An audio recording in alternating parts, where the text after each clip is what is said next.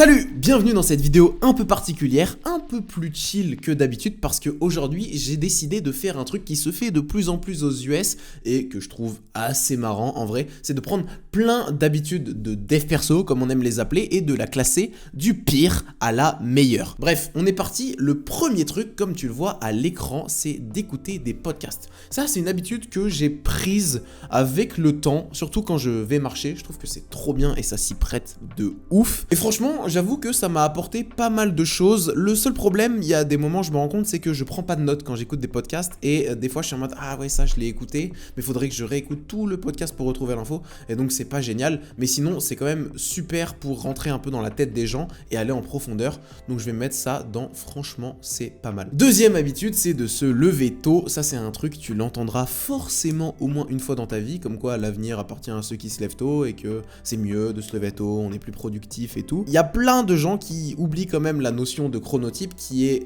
importante et qui est vérifiée, c'est-à-dire qu'il y a des gens qui sont plus du matin, d'autres qui sont plus du soir, c'est réel. Personnellement, je sais que j'aime bien me lever quand même assez tôt le matin, aux alentours de 6-7 heures, mais c'est loin d'être une obligation. Ça, c'est typiquement le genre de règle qui ne s'applique pas du tout à tout le monde. Et en fait, c'est très souvent ça, la plupart des cas dans le dev perso, c'est qu'on te dit un truc, mais pour quelqu'un, ça va être pertinent, mais pour quelqu'un d'autre, ça ne le sera peut-être pas. Et si tu te lèves tôt, mais que tu dors moins, et surtout que tu dors pas assez, bah là, c'est carrément contre-productif et ça ne sert à rien. Donc, je vais mettre que c'est bof-bof. C'est bof-bof parce que t'es pas obligé de te lever tôt et ce qui compte c'est pas combien de temps tu dors mais c'est surtout qu'est-ce que tu fais quand t'es réveillé. Voilà, ça c'est dit, ça c'est envoyé. On enchaîne avec la troisième habitude qui est de ne pas aller sur les réseaux sociaux. Alors ça, dans un monde idéal, je dirais que c'est excellent, mais le problème c'est qu'aujourd'hui, si t'es pas sur les réseaux sociaux, bah tu rates quand même pas mal de choses. Alors on est d'accord, il y a plein de trucs qu'il vaut mieux rater et qu'il ne vaut mieux pas regarder. D'ailleurs pour ça que j'ai arrêté de regarder la télé ou de suivre les informations, ça dépend lesquelles, mais celles un peu mainstream on va dire. Pour autant, ça me paraît quand même un petit peu compliqué parce que si tu fais ça, eh bien socialement tu es très vite isolé. Alors il faut trouver un juste milieu entre en consommer un petit peu mais sans non plus en être trop dépendant. Je vais mettre dans franchement c'est pas mal, dans le sens où si tu passes très peu de temps sur les réseaux sociaux, bah là c'est génial, mais de là à ne plus aller dessus et de pas aller sur son téléphone, bah je vois pas trop l'intérêt et c'est surtout, je pense que ça devient plus néfaste qu'autre chose parce que il y a de fortes chances que tu te retrouves isolé et c'est ce que j'ai connu à un moment quand j'avais supprimé Insta et tout. Donc voilà, c'est pour ça que j'avais décidé de le réinstaller. Après ça dépend de l'âge aussi parce que je pense que si tu as 30-40 ans, bah là c'est excellent et t'as aucunement besoin d'avoir ça, sauf si derrière t'as envie de développer des trucs ou de gagner de la visibilité. Et il y a aussi un truc important, c'est que moi je suis créateur, donc ma vision elle est un peu différente, mais si j'étais consommateur uniquement, je sais pas si j'aurais Instagram aujourd'hui. Ça se discute. Alors, quatrième habitude, la méditation. En vrai, ça c'est un truc que j'ai assez peu essayé. Je trouve que c'est pas mal. J'en ai parlé un petit peu avec Yomi dans le podcast. Lui, il disait que vraiment, il adorait ça. Il fait tous les jours. Et d'ailleurs, je suis en train de le faire en ce moment. Mais c'est dur parce que faut pas oublier que c'est un classement qui m'est propre. Et c'est par rapport à ce que j'ai testé. Même si je l'ai pas fait énormément, je dirais que c'est bof quand même, la méditation. Cinquième habitude, le vision board. Alors ça, c'est un truc que j'ai jamais fait. Et honnêtement, je comprends pas trop pourquoi. Alors certes, c'est cool d'avoir une vision, de se dire ouais, je veux devenir ça.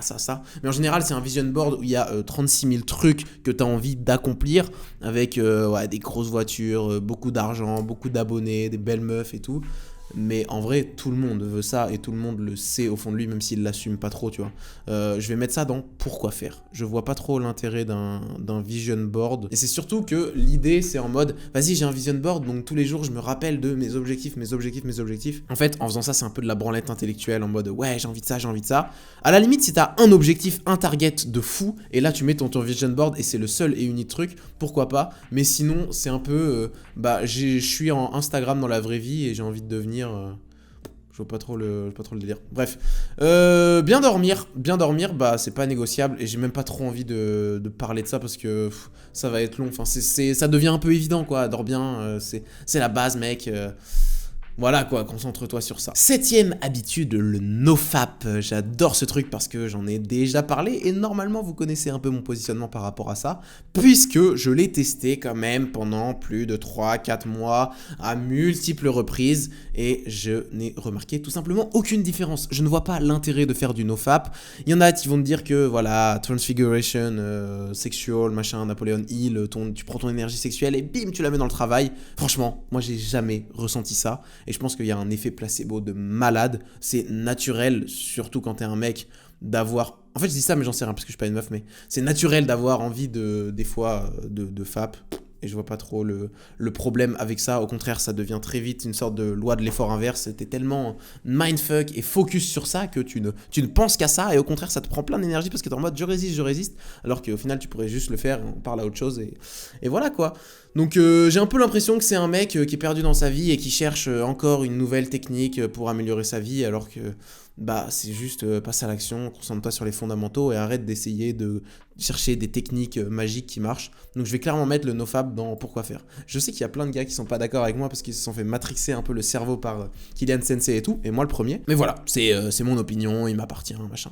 Ah ouais, ça c'est le mode, tu te mets en mode focus quoi, ne pas déranger et tout. Et bah c'est parfait, je vais mettre ça dans excellent parce que aujourd'hui on a de plus en plus de notifications, on est de plus en plus sollicité et être capable de se mettre un peu en mode hop, laissez-moi tranquille, je travaille, je suis imperturbable, et bah c'est trop fort d'être capable de faire ça. Neuvième habitude, c'est la lecture. Ça fait à peu près 2 ans que j'ai commencé à le faire et que j'ai quasiment jamais arrêté. Il y a peut-être 5 ou 10 jours, grand max, où j'ai pas lu depuis 2 ans, mais sinon je le fais vraiment avec assiduité parce que d'une part c'est facile pour moi, je trouve que se mettre à lire, bah c'est cool en fait, ça me permet de reposer un peu mon cerveau, d'avoir moins de stimulation, de changer d'air parce qu'en général, soit je fais le matin quand le soleil se lève et c'est trop bien parce que dans le même temps, je régule mes rythmes circadiens, ou soit je le fais le soir, après manger, ça dépend. Enfin, je trouve que c'est trop bien comme activité pour avoir une transition entre un moment liminal, tu sais, c'est un peu un switch où tu viens de finir de manger,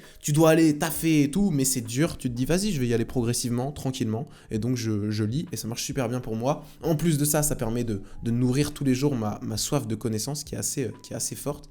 Et d'ailleurs, je pense à ça, j'ai lu récemment un truc dans la Bible du marketing underground de Tugan Barra. Comme quoi, en fait, c'est Scott Galloway en 2017 qui l'a montré. Les GAFA, ils répondent à des organes du corps humain. C'est assez intéressant. Mais en gros, Google, c'est pour le cerveau, la soif de connaissance, ce genre de choses. Ensuite, tu as Facebook pour le cœur, relationnel, les amours et tout. Amazon pour le système digestif, là c'est un peu la soif de consommation, de biens matériels et tout. Et pour finir, Apple pour l'appareil reproducteur, ça j'avoue j'ai un peu moins bien compris. Mais enfin bref, là c'est un peu mon Google du cerveau, moi c'est clairement les livres et je sens que j'en ai besoin quasiment tous les jours d'apprendre des trucs. Là en ce moment je fais la routine de Yomi et il y a la lecture seulement le soir de base, mais en fait je sais pas pourquoi, il y a des moments j'ai envie de lire, j'ai vraiment trop envie de lire et je suis en mode putain je dois attendre ce soir pour lire. Et je sais que ça paraît fou de dire ça, hein, mais c'est vraiment le cas.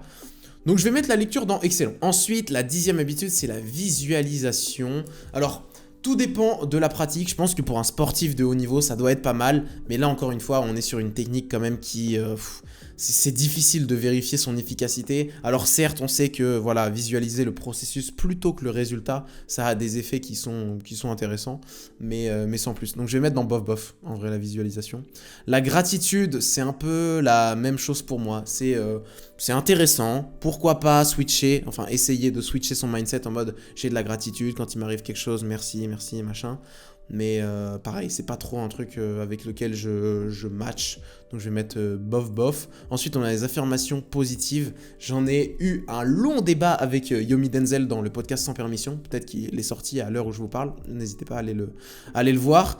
Ça m'a pas trop convaincu encore, hein, je t'avoue, Yomi. Donc je sais pas trop où le mettre parce que j'ai testé, j'ai pas forcément approuvé et j'ai quand même l'impression que voilà, ça a assez peu d'impact. Donc je vais mettre dans pourquoi faire. Prochaine habitude, c'est le jeûne intermittent ou le jeûne tout court. Pour ceux qui savent pas ce que c'est, le but c'est simple, c'est tout simplement de se priver de nourriture pendant une certaine période. Si tu le fais en jeûne intermittent, ça va durer entre 16 et 20 heures. Si c'est un jeûne long, ça peut durer 2 jours, 3 jours. jours, 4 jours, 5 jours, 10 jours, 15 jours, 20 jours, autant que tu veux, autant que tu es capable de le tenir et que tu as l'impression que ça te fait du bien. Alors, je l'ai testé, le jeûne intermittent et le jeûne long. J'avais fait 5 jours sans manger à un moment. D'ailleurs, c'était l'expérience la plus difficile de toute ma vie.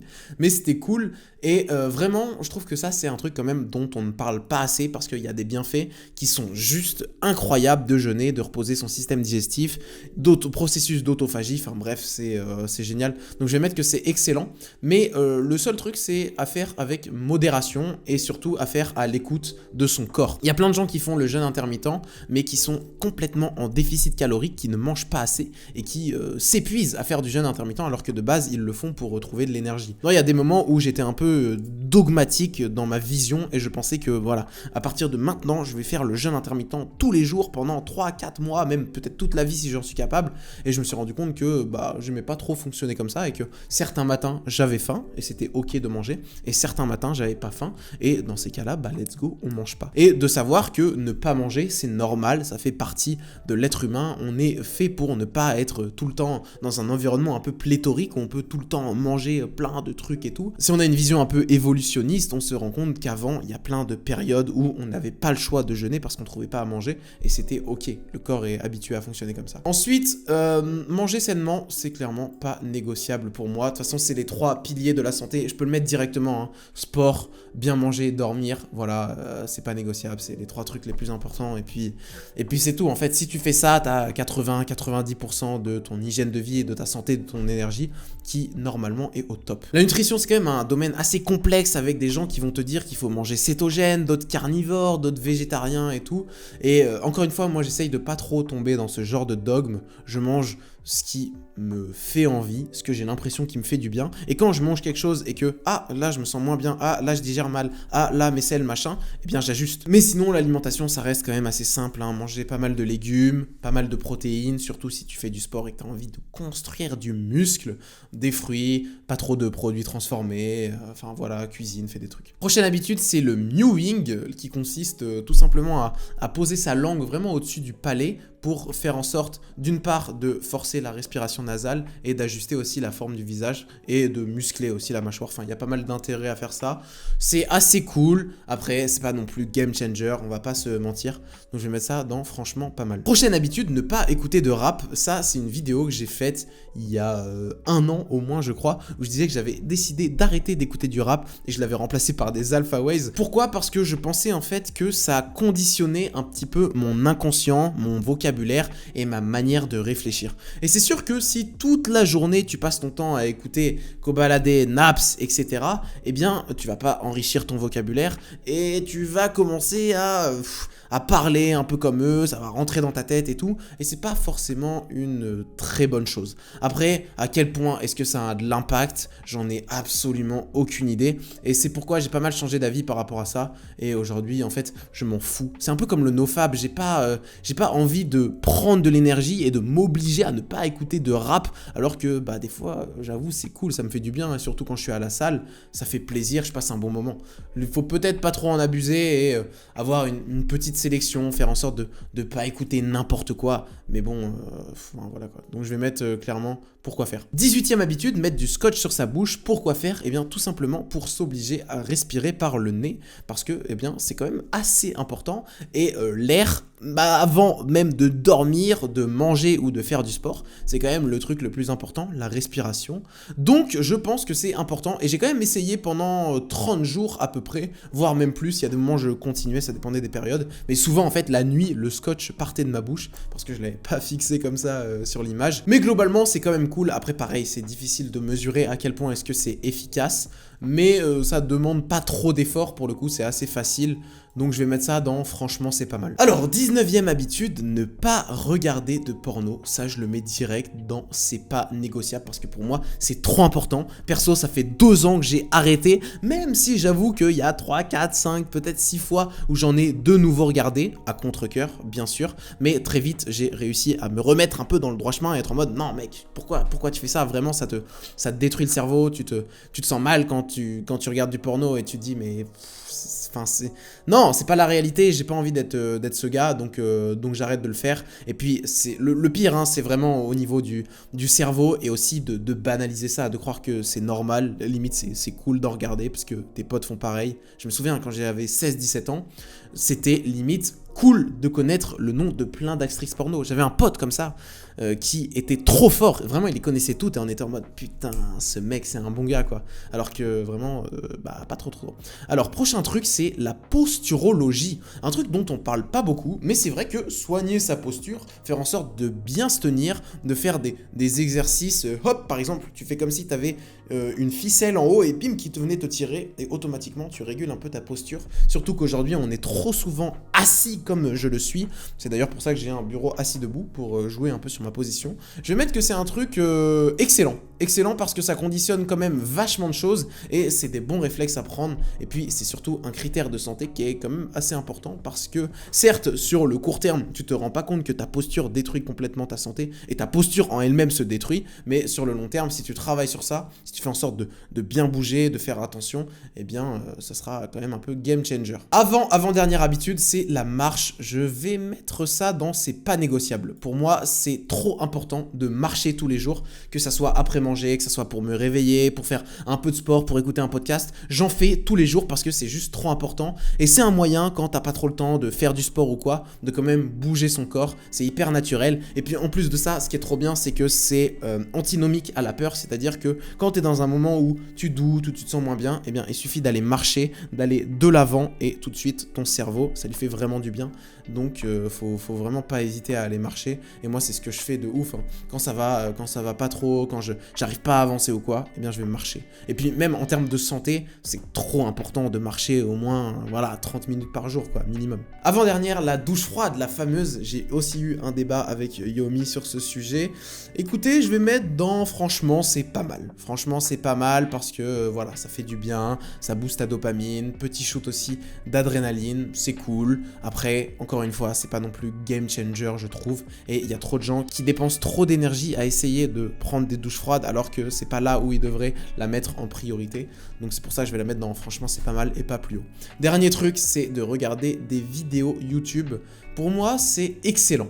C'est vraiment excellent de regarder des vidéos YouTube parce que ça permet quand même d'avoir un condensé, un savoir partagé assez rapidement. Alors tout dépend de la manière dont tu consommes et la plupart des gens aujourd'hui, le problème c'est qu'ils vont sur YouTube de manière totalement passive, ils regardent les vidéos et ils prennent pas de notes, ils apprennent rien. Donc dans ces cas-là, j'ai envie de te dire que ça sert un petit peu à rien, même si attention, c'est ok de faire des trucs qui ne servent à rien, sans aucune utilité. Et dans ces cas-là, YouTube est très bien pour se divertir, mais c'est aussi excellent pour apprendre des choses et avoir des informations qui sont vraiment pertinentes. Ce qui est cool sur YouTube, c'est qu'il y a une énorme concurrence et donc tu as des vidéos de plus en plus qualitatives qui ressortent parce que à chaque fois, si tu fais une vidéo moyenne, eh bien tu ne seras pas référencé et les gars qui font déjà des bonnes vidéos, t'en as plein d'autres qui arrivent et qui font des bonnes vidéos et ainsi de suite, ce qui fait que tu as des vidéos excellentes. Voilà, c'est la fin de cette vidéo. Tu peux liker et t'abonner si ça t'a plu et n'hésite pas à me dire en commentaire est-ce que tu es d'accord avec ce classement, est-ce que tu as des choses à rajouter, est-ce que tu aurais changé. Je vais te le mettre en description si tu veux aussi t'amuser à le faire